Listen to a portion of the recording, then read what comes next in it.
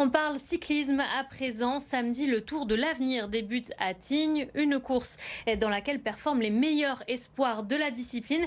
Pour en parler, notre journaliste référent sport. Bonsoir Hugo Bonsoir Caprioli. Jade. Alors à quoi faut-il s'attendre Hugo Eh pour ce tour? bien, Jade, c'est un petit peu comme le Tour de France, mais pour les moins de 23 ans. C'est ainsi en tout cas que cette course est surnommée.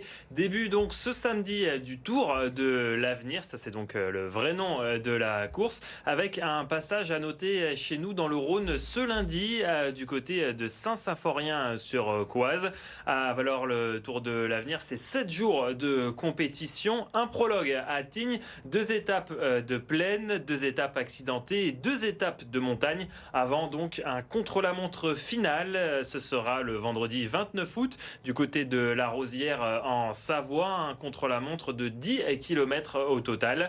C'est donc ce jour-là qu'aura lieu l'arrivée, et par le passé, de grands noms du cyclisme ont déjà remporté cette course, notamment le coureur slovène Tadej Pogačar. C'était en 2018. Cette année, on va évidemment suivre de près les performances de Paul Sexas, le Lyonnais très attendu sur l'épreuve. Et justement, Paul Sexas, dont on parle beaucoup ces dernières semaines. Et oui, le Lyonnais de 18 ans est considéré comme l'une des plus belles promesses du cyclisme français. Sacré champion du monde de contre-la-montre en junior, c'était en 2024. Cette année, Paul Sexas a terminé à la 8e place lors du Critérium du Dauphiné. Une sacrée performance car c'était la première fois qu'il participait à l'épreuve.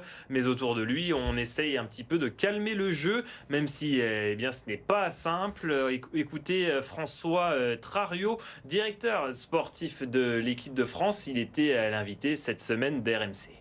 Il fait partie des coureurs sur lesquels, à chaque étape, on attendra encore plus, encore plus et encore plus. Donc, s'il suffisait de lever le curseur et puis de se dire, voilà, c'est Paul, tu dois faire ci, tu dois faire ça, je pense qu'il faut aussi laisser les choses se faire naturellement. C'est une course d'une semaine, le Tour de France, c'est 3 semaines. Il y a tellement de paramètres qui rentrent en jeu que voilà, c'est un premier point d'étape important parce qu'il y a forcément l'histoire de l'épreuve et puis le plateau des jeunes coureurs qui vont être avec lui, qui vont faire que forcément ça va être un bon test. Mais ouais, il faut arriver à se dire que ça reste une course d'une semaine et puis que si un jour il doit gagner un grand tour, ça sera sur 3 semaines. Donc il y aura encore d'autres paramètres qui seront à prendre en compte. En tout cas, on souhaite à Paul Sexas le succès et de succéder à Joseph Blackmore, le Britannique, dernier vainqueur de l'épreuve. Face à lui, cette année, comme principal concurrent, le Belge Jarno Huidar. On a un gros programme entre le cyclisme Hugo et le football foot, ce oui. week-end. C'est ça, on peut regarder les deux, On va c'est regarder possible. comme ça, c'est possible. Plusieurs écrans peut-être. C'est vrai, on va faire comme ça. Merci beaucoup pour toutes Bon ces week-end. explications et bon week-end, oui. Merci Hugo.